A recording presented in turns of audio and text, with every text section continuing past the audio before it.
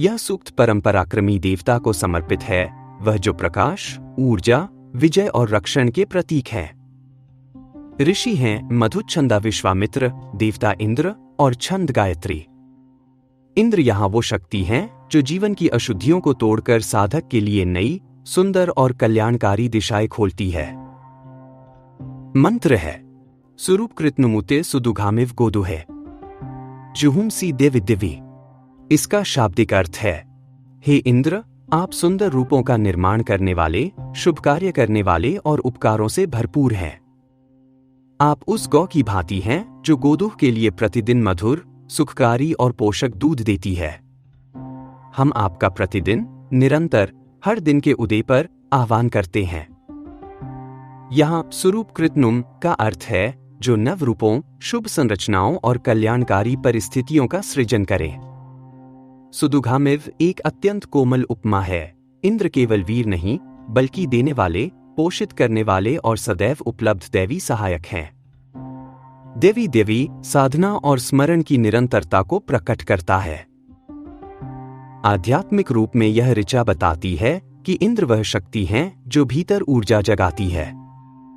साधक जब इंद्र को पुकारता है तो वह केवल बाहरी विजय नहीं चाहता, वह अपने मन, इंद्रियों और विचारों में उठने वाले अंधकार पर विजय चाहता है। इंद्र का आह्वान ऊर्जा के अनुशासन का आह्वान है, वह आह्वान जिसके द्वारा साधक अपने भीतर की जड़ता, भ्रम और कमजोरी को हटाकर शुभ, उज्ज्वल और विस्तृत रूपों को जन्म देता है।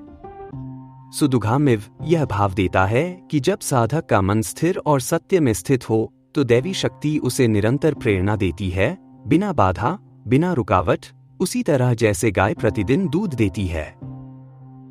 दार्शनिक रूप से यह मंत्र एक अत्यंत महत्वपूर्ण सिद्धांत प्रकट करता है, शक्ति का उद्देश्य विनाश नहीं, निर्माण है। इंद्र केवल वज्र के धारी नहीं, वे स्वरूपकृतवा हैं, अर्थात सुंदर व्यवस्थाएं रचने वाले। यह सिद्धांत बताता है कि शक्ति तभी दिव्य है जब वह सुंदर, उपयोगी, कल्याणकारी परिणामों का निर्माण करे। सुदुघामिव में यह दार्शनिक संकेत है कि प्रकृति और देवत्व दोनों दातृत्व की अवस्था में हैं, वे साधक के प्रयत्नों का प्रतिदिन प्रतिफल देते हैं। और देवी देवी कहता है कि जीवन का बल निरंतरता में है, जो प्रतिदिन ऊर्जा को सही दिशा देता है, वही भीतर और बाहर दोनों में विजयी होता है। व्यावहारिक रूप में यह ऋचा 3 स्पष्ट संकेत देती है। पहला, जीवन में शक्ति का उपयोग सृजन, सुधार और सुंदर परिणाम उत्पन्न करने के लिए करें, यही स्वरूप कृतनुम है। दूसरा, यदि हम निरंतर प्रेरणा और सफलता चाहते हैं तो हमें अपने मन को सुदुघा अर्थात सहज, सरल, देने वाली स्थिति में रखना होगा। तनाव, भय और संकीर्णता शक्ति को रोक देते हैं।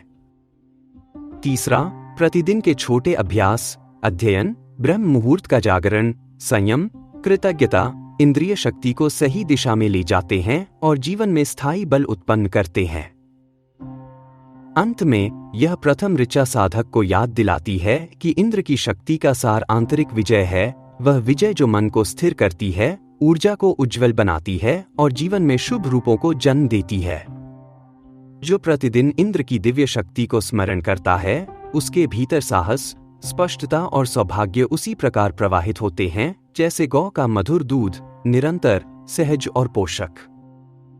इसी प्रकाश और शक्ति के साथ हम आगे अगली ऋचा की ओर बढ़ते हैं।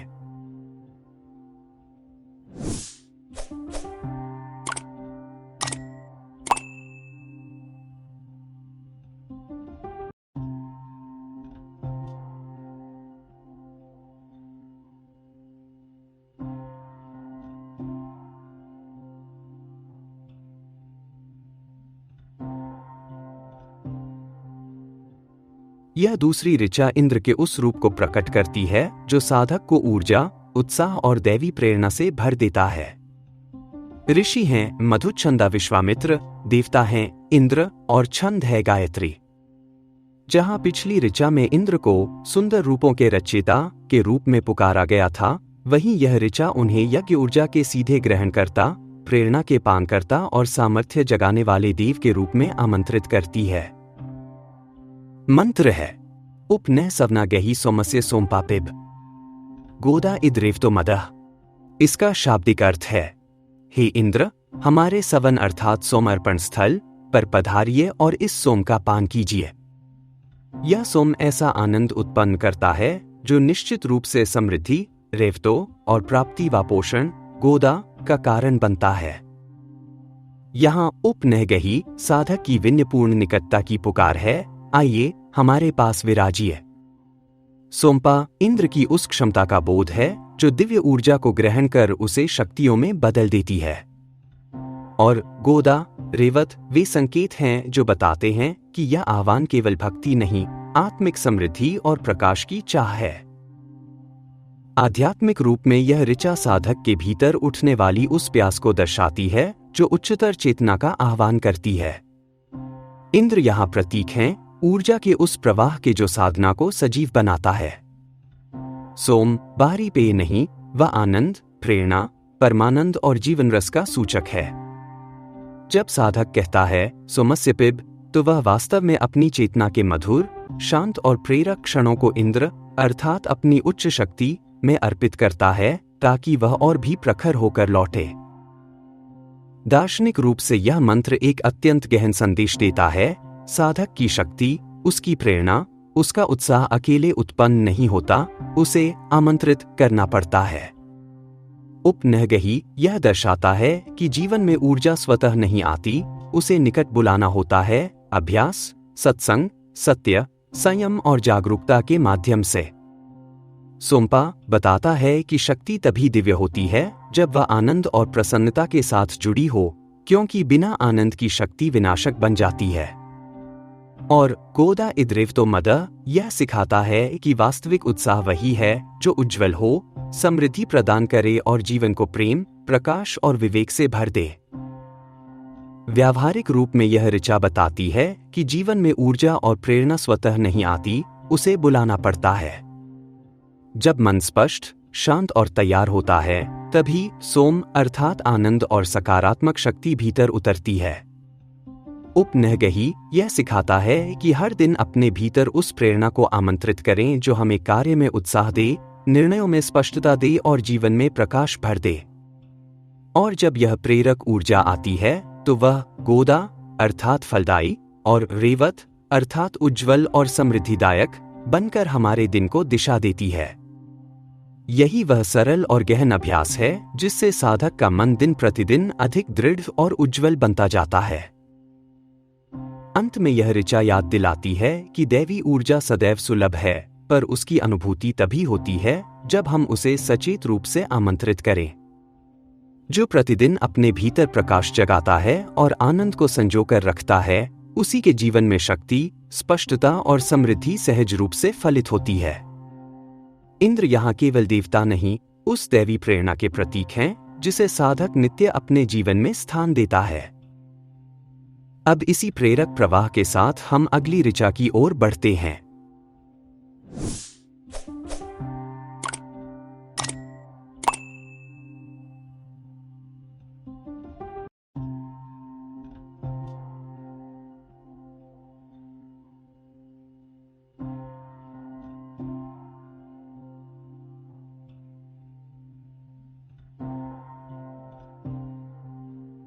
यह तीसरी ऋचा उस दैवी शक्ति के अत्यंत सूक्ष्म स्वरूप को प्रकट करता है जो साधक के अंतर्मन, प्रेरणा और दिशा को प्रभावित करती है। ऋषि हैं मधुच्छंदा विश्वामित्र, देवता हैं इंद्र और छंद गायत्री। पिछली ऋचाओं में जहां साधक ने इंद्र को ऊर्जा, प्रेरणा और प्राप्ति देने वाली शक्ति के रूप में बुलाया था, वहीं इस तीसरी ऋचा में वह इंद्र से एक विशेष और गहरी कृपा की प्रार्थना करता है, सही दिशा, सही विचार और सही मार्गदर्शन। मंत्र है अथाते अंत माना विद्याम सुमति नाम मानो अतीखे आघे। शाब्दिक अर्थ, हे इंद्र, अब हम आपकी उन सुमतियों अर्थात शुभ विचारों, उत्तम मार्गों और कल्याणकारी प्रेरणाओं के अंतरतम स्वरूप को जान सकें। हमारे पास आइए और ऐसा न हो कि आप हमसे दूर हो जाएं या हमें छोड़कर आगे निकल जाए। यहाँ अंतमानाम का अर्थ है अंतर में स्थित, गहन और हृदय के सबसे भीतर का स्वर। सुमति नाम यानी शुभ प्रेरणाएं, उत्तम विचार और कल्याणकारी दिशा। मानो अतिखेय का भाव है हमें न छोड़े, हमसे दूर न हो। और आगही का अर्थ है हमारे समीप पधारे। आध्यात्मिक रूप से यह ऋचा अत्यंत कोमल प्रार्थना है। साधक यहां बाहरी बल की नहीं, भीतर की दिशा की याचना करता है। इंद्र यहां उन शक्तियों के प्रतीक हैं जो मन में सही विचारों को जन्म देती हैं, वह प्रेरणा जो गलत मार्ग से बचाती है, विचलन को रोकती है और साधक को उसके आत्म मार्ग पर स्थापित करती है। अंतमानाम विद्याम का भाव है कि साधक केवल सही मार्गदर्शन नहीं चाहता, वह चाहता है कि इंद्र उसके भीतर के सबसे गहरे कोने में स्थित शुभ प्रेरणा को उजागर कर दें, वह प्रेरणा जो अंतर्दृष्टि बनकर जीवन में प्रकाश फैलाती है। दार्शनिक रूप में यह मंत्र एक गहन सत्य प्रकट करता है। अच्छे विचार बाहर से नहीं आते, उन्हें भीतर के स्रोत से बुलाना पड़ता है। सुमति केवल नैतिकता नहीं, बल्कि वह बुद्धि है जो सही समय पर सही दिशा दे। और अंतमानाम दर्शाता है कि यह दिशा मन की गहराइयों में छिपी होती है, जहां तक साधारण चेतना पहुंच नहीं पाती। इंद्र यहां उस शक्ति का रूप है जो मन को भ्रम से बचाकर उसे स्थिर, विवेकपूर्ण और प्रकाशमान बनाती है।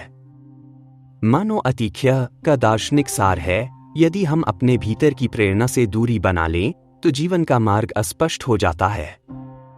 इसलिए साधक चाहता है कि यह दैवी प्रेरणा सदैव निकट रहे और उसे सही दिशा दिखाती रहे। व्यावहारिक रूप में यह ऋचा हमें याद दिलाती है कि जीवन का सबसे बड़ा आधार वही प्रेरणा है जो भीतर से उठती है।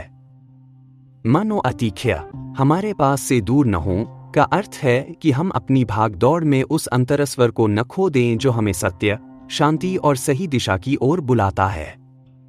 यह मंत्र प्रतिदिन अपने भीतर सुमति अर्थात शांत विचार, निर्मल बुद्धि और कल्याणकारी मार्गदर्शन को आमंत्रित करने का अभ्यास है। जब हम इन शुभ प्रेरणाओं को अपने समीप रखते हैं तो हमारे कर्म स्वयमेव संतुलित होते हैं, निर्णय अधिक स्पष्ट होते हैं और जीवन धीरे धीरे अपनी सुंदर दिशा प्रकट करने लगता है। अंत में यह ऋचा साधक को यह अनुभव कराती है कि इंद्र केवल बाहरी बल के देव नहीं, वे अंतरतम बुद्धि और शुभ दिशा के भी स्रोत हैं। जब साधक प्रतिदिन इस अंतर्मन के प्रकाश को बुलाता है तो उसका जीवन केवल शक्तिशाली नहीं, अर्थपूर्ण भी बनता है। इसी दैवी दिशा के साथ हम अगली ऋचा की ओर आगे बढ़ते हैं।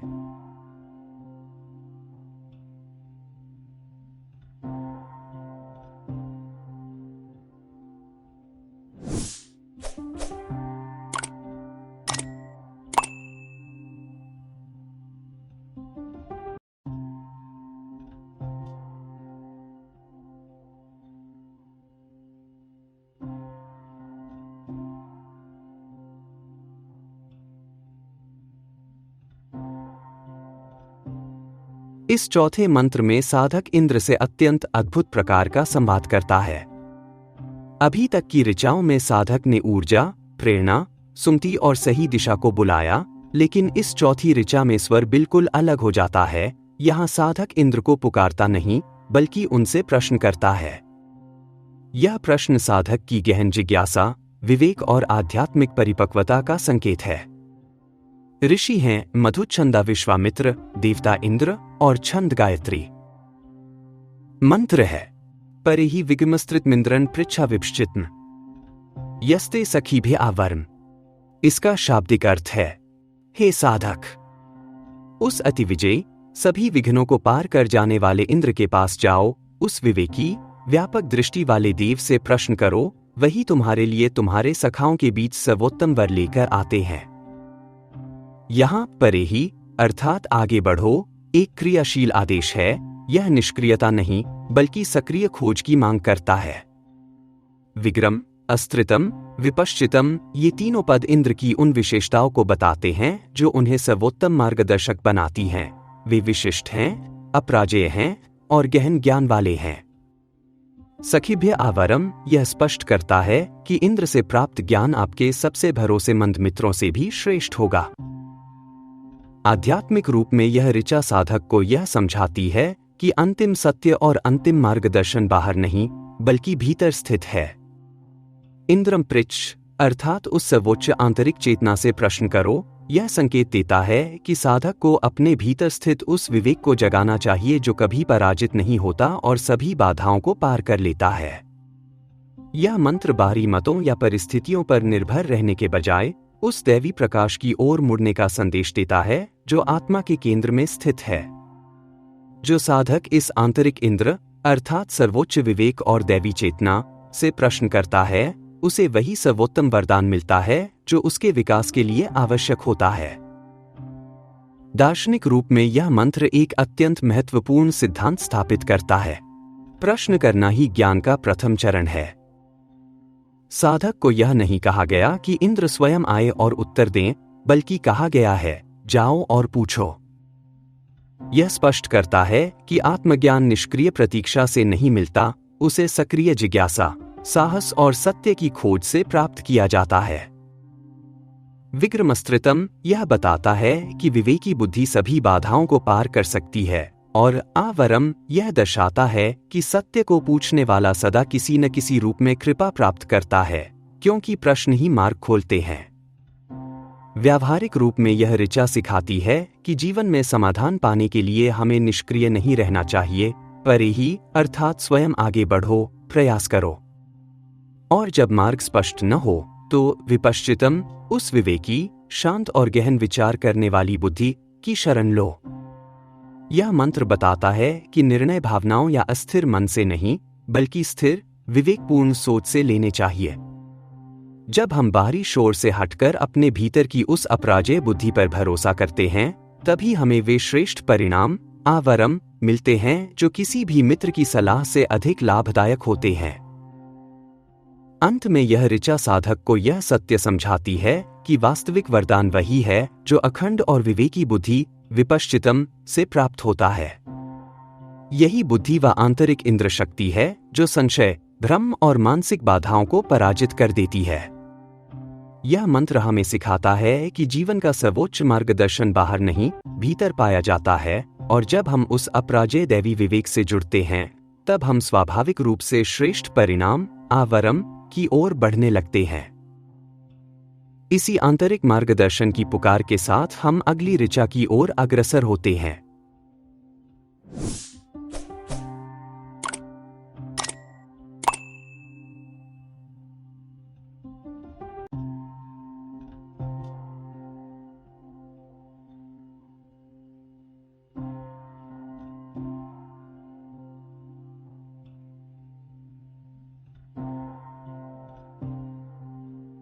यह पांचवी ऋचा आलोचनाओं और बाधाओं पर विजय पाने का वैदिक सूत्र है। दृष्टा ऋषि हैं मधुच्छंदा विश्वामित्र, देवता हैं इंद्र और छंद है गायत्री। जहां पिछली ऋचा में सही मार्गदर्शन खोजने का निर्देश था, वहीं यह ऋचा अब सिखाती है कि जब साधक सही मार्ग पर स्थापित हो जाए, तब बाहरी विघ्नों और निंदाओं का सामना कैसे करना है। यह मंत्र बताता है कि दैवी समर्थन के साथ नकारात्मक शक्तियों को कैसे बेअसर किया जाए। मंत्र है उद्ब्रुवन्तु नो निदो निर्ण्यच्चिदारत दधाना इंद्र इद्दुव। इसका शाब्दिक अर्थ है, वे जो दोष देने वाले, बाधा डालने वाले हैं, चाहे हमारे विरुद्ध बोलते रहें, उन्हें दूर, बहुत दूर हट जाने दो। वे किसी भी दिशा से आए हों, वे मार्ग से हट जाए, क्योंकि इंद्र हमारे सहायक और रक्षक हमें वह स्थिरता और सामर्थ्य प्रदान करते हैं जिनके बल पर हम निर्भय होकर आगे बढ़ सकें। यहाँ निदा वे सभी शक्तियां हैं, लोग, विचार, परिस्थितियां जो साधक को रोकती हैं। निरन्यता इस सत्य को व्यापक बनाता है कि बाधा किसी भी ओर से आए, उसका प्रभाव वही है, उसे हट जाना चाहिए। और तधाना वह स्थिरता है जिससे आत्मविश्वास जन्म लेता है, साधक का आंतरिक आधार, और दुवह वह शक्ति है जो सहायक भी है, रक्षक भी, और हर परिस्थिति में हमें समर्थन देने वाली भी। आध्यात्मिक रूप में यह ऋचा साधक को अपनी साधना पर एकाग्र रहने की प्रेरणा देती है।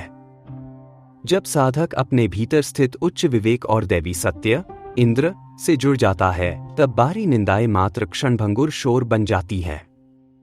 इंद्र इद्दुवह का भाव यह है कि यह दैवी शक्ति साधक के मार्ग को सहारा देती है, उसकी आंतरिक रक्षा करती है।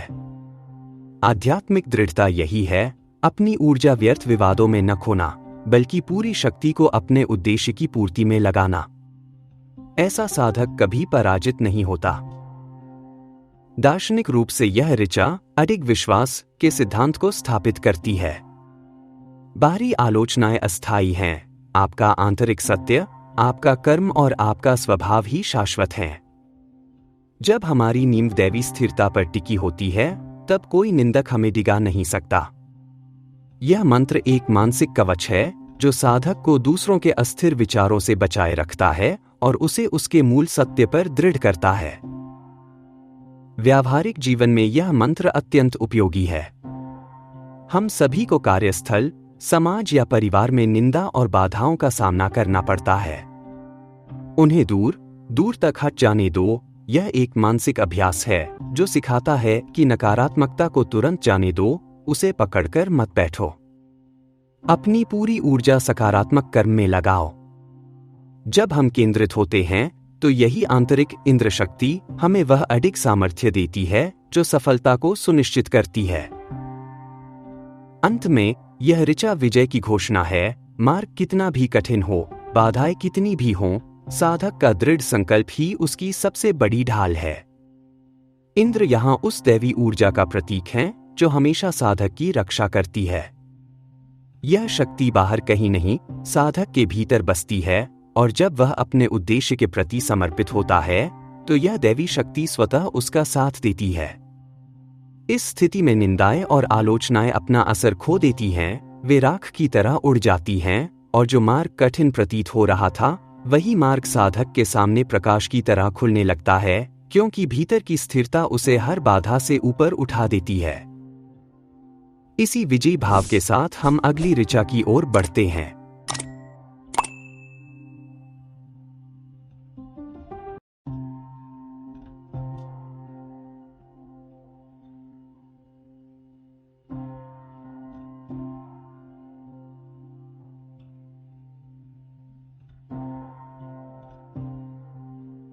यह छठी ऋचा साधक को एक दुर्लभ आशीर्वाद प्रदान करती है, सौभाग्य, संरक्षण और दैवी कृपा का अनुभव। पिछली ऋचाओं में जहां बाधाओं को दूर करने और नकारात्मकता को बेअसर करने का संदेश था, यह ऋचा अब साधक को सकारात्मक उपलब्धियों, सम्मान और दैवी छत्र छाया को प्राप्त करने का मार्ग बताती है। ऋषि हैं मधुच्छंदा विश्वामित्र, देवता हैं इंद्र और छंद है गायत्री। मंत्र है उत न सुबगान अर्य वोचयुः दस्म कृष्टिया श्याम इत इंद्रस्य शर्मणि।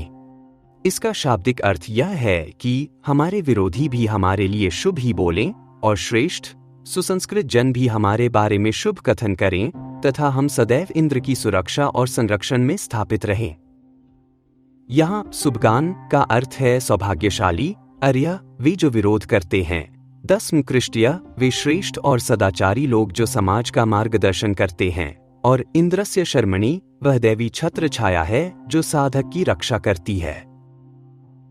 आध्यात्मिक रूप में यह ऋचा उस अवस्था का वर्णन करती है जहां साधक की आंतरिक चेतना इतनी स्थिर, उज्ज्वल और दैवी शक्ति से जुड़ी होती है कि बाहरी दुनिया का व्यवहार उसके अनुरूप होने लगता है।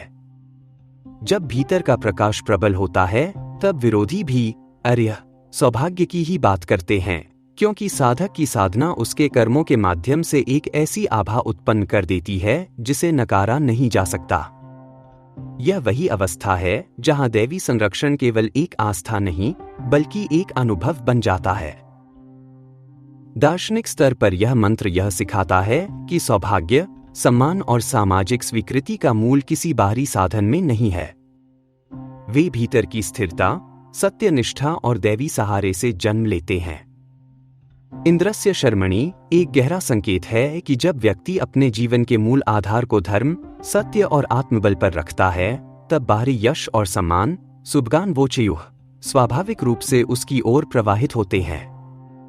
यह बाहरी परिणाम भीतर के प्रकाश का विस्तार मात्र है। व्यावहारिक रूप में यह ऋचा हमें जीवन का एक अत्यंत महत्वपूर्ण नियम सिखाती है। सच्ची सफलता वही है जो स्थिर, सुरक्षित और दीर्घकालिक हो। यदि आप अपने कार्य, अपने चरित्र और अपने उद्देश्य को दैवी मूल्यों पर आधारित रखते हैं, तो न केवल शुभ चिंतक बल्कि विरोधी भी आपकी प्रशंसा करने के लिए बाध्य हो जाते हैं। यह मंत्र प्रेरणा देता है कि उपलब्धियों को केवल परिणामों से न मापें, बल्कि इस बात से मापें कि वे कितनी शांति, सुरक्षा और सम्मान लेकर आती है। यही इंद्र की शरण का वास्तविक अर्थ है। अंत में यह ऋचा साधक को यह अनुभव कराती है कि दैवी संरक्षण इंद्रस्य शर्मणि में स्थापित होते ही उसके जीवन में सुरक्षा, सम्मान और सौभाग्य स्वाभाविक रूप से खिलने लगते हैं। उसका आंतरिक प्रकाश इतना दृढ़ हो जाता है कि संसार भी उसके अनुरूप बदलता है, विरोधी शुभ बोलते हैं, श्रेष्ठ जन साथ खड़े होते हैं और परिस्थितियां सहज रूप से अनुकूल हो जाती हैं। यह ऋचा बताती है कि साधना का लक्ष्य केवल बाधाओं को हटाना नहीं, बल्कि वह स्थिरता पाना है जहां साधक स्वयं शुभ ऊर्जा का केंद्र बन जाए। दैवी शरण में चलते हुए उसका जीवन क्षणिक उपलब्धियों से नहीं, बल्कि दीर्घकालिक सौभाग्य से आलोकित होता है। इसी सुरक्षा और सौभाग्य की अनुभूति के साथ साधक अपनी पूर्णता को प्राप्त करता है, भीतर भी और बाहर भी। अब इसी पूर्णता और सुरक्षा के भाव के साथ अगली ऋचा का अर्थ जानते हैं।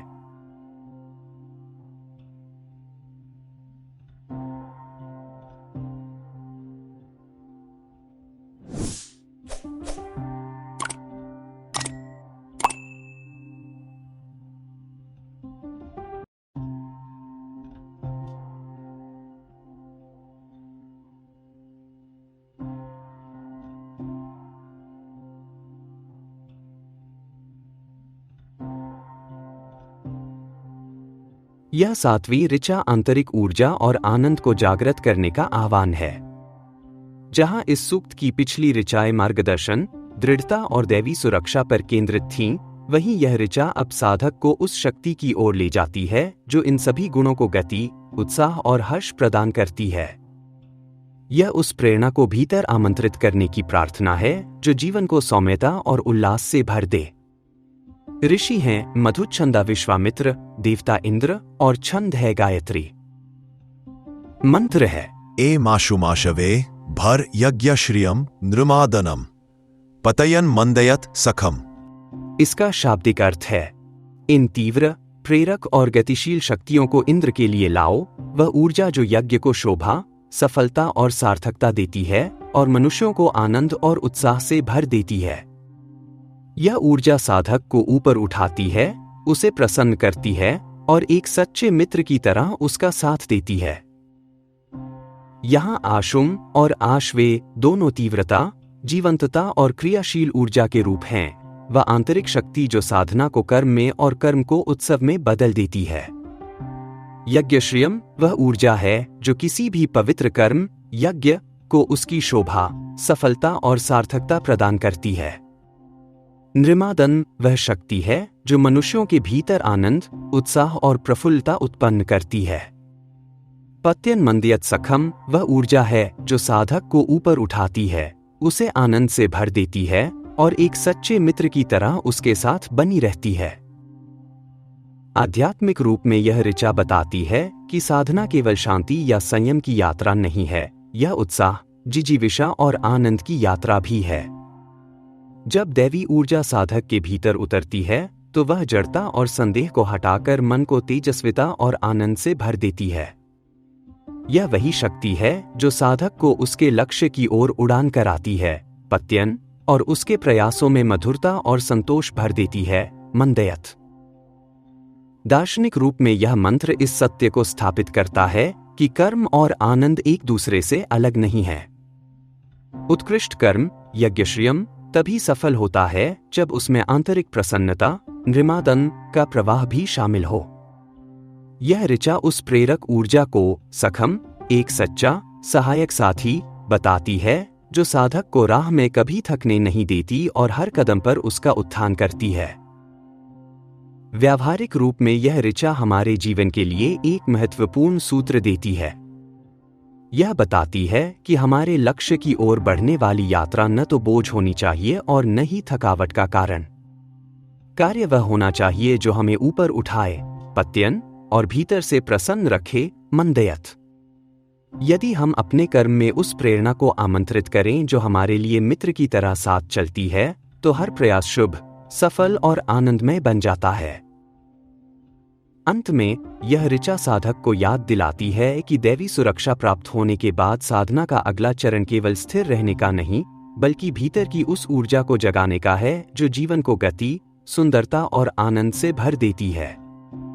यह ऋचा बताती है कि जब यह ऊर्जा भीतर प्रवाहित होती है तो साधक केवल कार्य नहीं करता, वह उत्कर्ष करता है, केवल बढ़ता नहीं, उड़ता है, और केवल सफल नहीं होता, आनंदित भी रहता है। यही वह अवस्था है जहां दैवी शक्ति उसके कर्मों की सहयात्री बन जाती है, सक्षम, और उसके जीवन के हर प्रयास में उत्साह और सौम्यता का संचार करती है। अब इसी उत्साह के भाव के साथ हम अगली ऋचा की ओर बढ़ते हैं।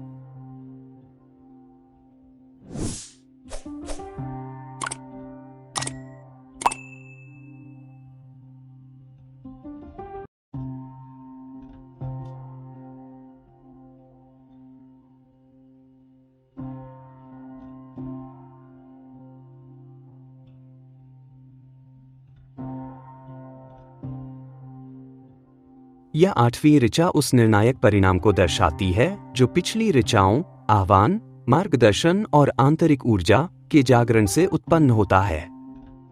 यह ऋचा साधक को याद दिलाती है कि जब दैवी शक्ति का सार भीतर उतरता है तो साधक अभेद्य हो जाता है।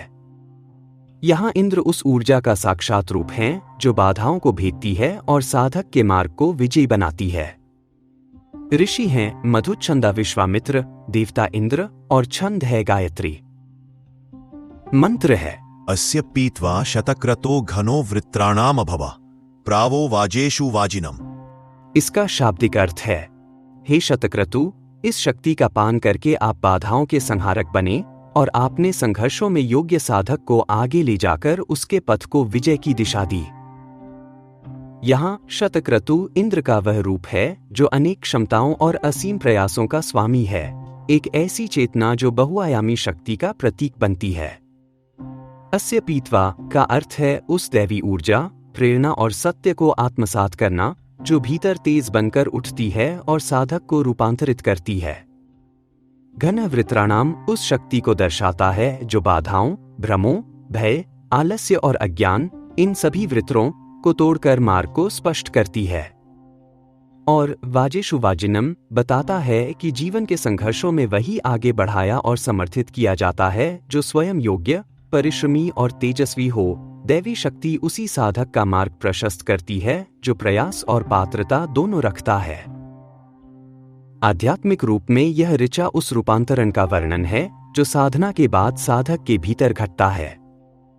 जब साधक अस्य पीत्वा इस दैवी ऊर्जा को भीतर स्वीकार करता है तो उसकी चेतना एक ऐसी शक्ति से भर जाती है जो हर अवरोध को काटकर आगे बढ़ने की क्षमता देती है। यह दैवी बल भीतर उतरते ही भय, आलस्य, संशय, इन सब वृत्रों का अंत कर देता है।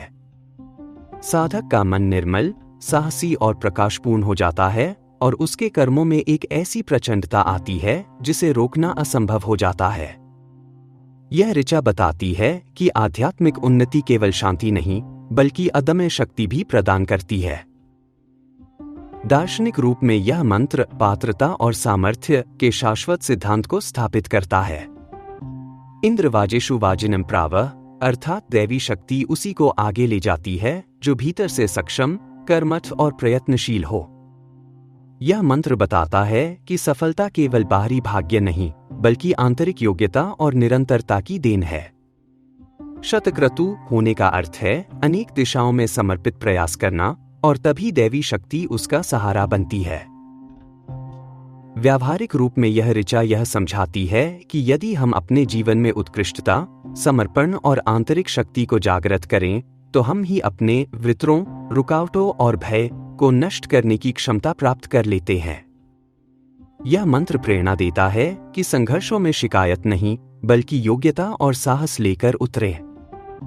जब हम वाजिनम, योग्य और तेजस्वी बनते हैं तब ब्रह्मांड हमारा मार्ग प्रशस्त करता है। अंत में यह ऋचा साधक को उस क्षण का अनुभव कराती है जहां दैवी ऊर्जा भीतर प्रवेश करती है और जीवन की बाधाएं मार्ग में आने के बजाय समाप्त होने लगती है। इंद्र यहाँ केवल बाहरी युद्धों के विजेता नहीं वे आंतरिक अवरोधों को तोड़ने वाली चेतना है। जब साधक इस शक्ति का पान करता है तो उसके जीवन में निर्णय स्पष्ट होते हैं, प्रयास सफल होते हैं और वह उस विजय पथ पर अग्रसर होता है जिसकी दिशा दैवी प्रेरणा निर्धारित करती है। इसी विजय ऊर्जा की अनुभूति के साथ हम अगली ऋचा की ओर बढ़ते हैं।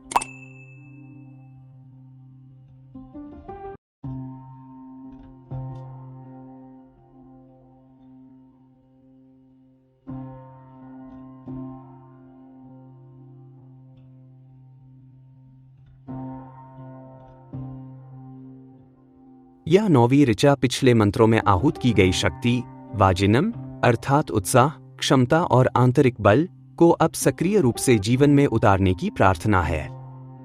पिछले मंत्र में जहां विजय की अनुभूति थी, वहीं यह ऋचा उस विजय के फल, समृद्धि और उपलब्धि की ओर अग्रसर होने का सूत्र देती है। यहाँ साधक और दैवी शक्ति का संबंध भक्ति से आगे बढ़कर सहस्रजन की अवस्था में पहुंचता है, जहां साधक अपने कर्म और एकाग्रता से दैवी प्रेरणा को अपने जीवन के लक्ष्य की दिशा में प्रवाहित करता है। ऋषि हैं मधुच्छंदा विश्वामित्र, देवता इंद्र और छंद है गायत्री।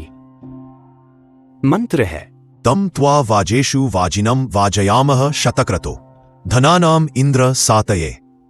इसका शाब्दिक अर्थ है, हे शतक्रतु इंद्र, आप जो संघर्षों में स्वभाव से ही शक्तिशाली हैं, हम आपको अपने आह्वान और कर्म से सक्रिय करते हैं ताकि आप हमें हर प्रकार की समृद्धि और उपलब्धि प्राप्त करने में सहायता करें। यहाँ शतक्रतु का अर्थ है अनेक शक्तियों और क्षमताओं का स्वामी। वाजेशु जीवन के संघर्षों और स्पर्धाओं को दर्शाता है। वाजिनम वह है जो योग्य, उत्साही और बलवान है। वाज्याम का अर्थ है हम आपको अपने कर्म, ध्यान और आह्वान से अपने भीतर सक्रिय होने का निमंत्रण देते हैं। और धनानाम सात्य का भाव है सभी प्रकार की समृद्धि, सफलता, अवसर और उत्तम फल की प्राप्ति। आध्यात्मिक रूप में यह ऋचा सक्रिय भागीदारी का सिद्धांत स्थापित करती है।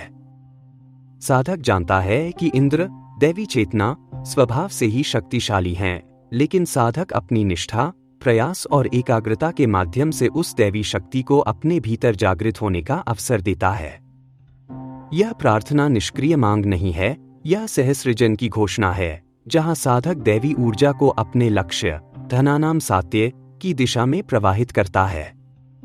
यह मंत्र याद दिलाता है कि दैवी शक्ति हमेशा उपलब्ध है, लेकिन उसे प्रकट करने के लिए साधक को सचेत और कर्मशील होना पड़ता है। दार्शनिक रूप से यह मंत्र परस्पर क्रिया के सिद्धांत को प्रकट करता है। दैवी शक्ति हमारी साधना से सक्रिय होती है और हमारी साधना दैवी सहयोग से फलित होती है। वाज्यामः बताता है कि साधक अपने प्रयासों से भीतर की इंद्र शक्ति को जागृत करता है और बदले में इंद्र उसकी प्रगति और समृद्धि धनानाम सात्य को सुनिश्चित करते हैं। यह आध्यात्मिक साझेदारी हमें सिखाती है कि सफलता केवल अनुग्रह नहीं, बल्कि पात्रता, प्रयास और दैवी सहयोग का परिणाम है। व्यावहारिक रूप में यह ऋचा हमें अपने लक्ष्यों को स्पष्ट रूप से परिभाषित करने की प्रेरणा देती है। ऊर्जा का आह्वान करने के बाद उसे सही दिशा देनी पड़ती है। वाज्याम सिखाता है कि कर्म में इतना उत्साह, निष्ठा और बल डालें कि वह दैवी शक्ति के साथ संरेखित होकर हमारे पक्ष में काम करने लगे। धनानाम सात्य का अर्थ केवल धन नहीं, बल्कि अवसर, उन्नति, ज्ञान, सफलता और जीवन की समग्र समृद्धि भी है। यह मंत्र याद दिलाता है कि कर्म और उद्देश्य जब मिलते हैं, तभी स्थायी सफलता का मार्ग खुलता है।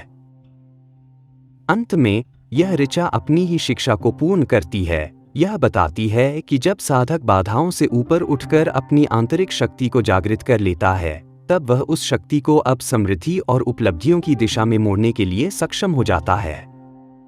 यह एक घोषणात्मक प्रार्थना है कि दैवी चेतना के सहयोग से साधक हर प्रकार की सफलता का पात्र बन सकता है।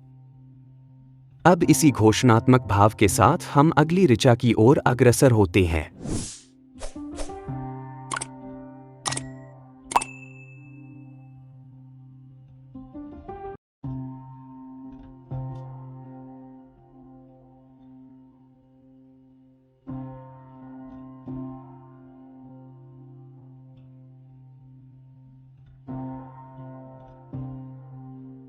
यह 10वीं ऋचा पूरे सूक्त की समापन ऋचा है और पिछले सभी मंत्रों के सार को अपने भीतर समेटती है।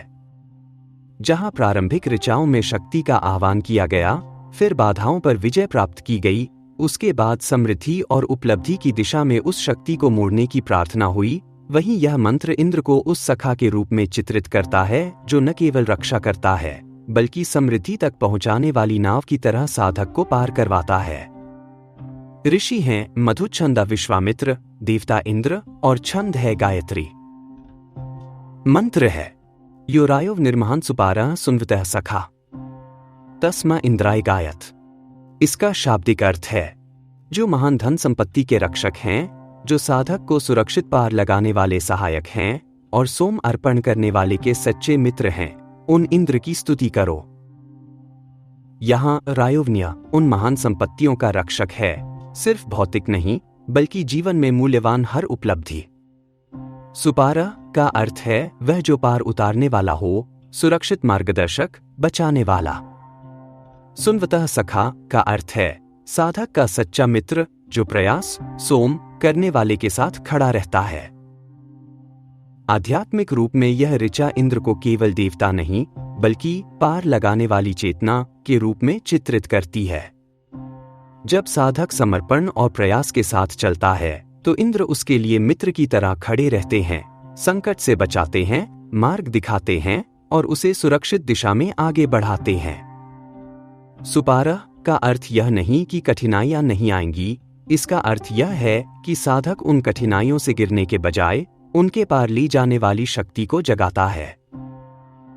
दार्शनिक रूप से यह मंत्र सत्य का मित्र होने की वैदिक संकल्पना को स्थापित करता है।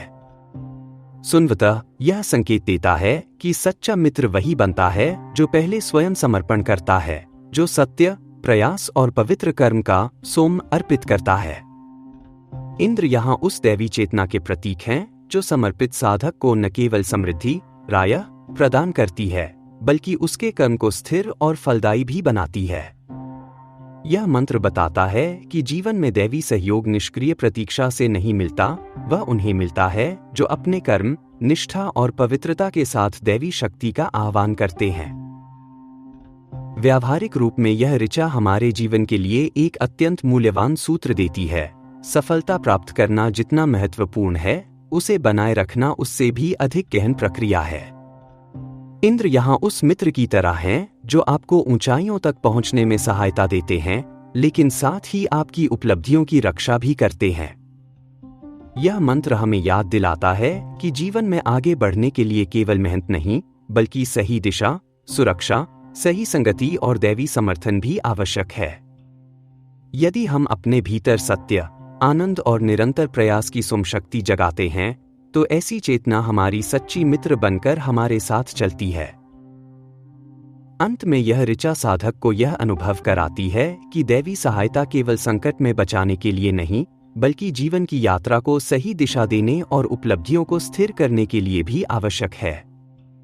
जो प्रयास करता है, जो सत्य और समर्पण के साथ चलता है, उसके लिए इंद्र सत्य मित्र की तरह खड़े रहते हैं, उसे पार भी लगाते हैं और उसकी उपलब्धियों की रक्षा भी करते हैं। अब इसी कृतज्ञता और स्तुति के भाव के साथ हम अगली ऋचा की ओर बढ़ते हैं।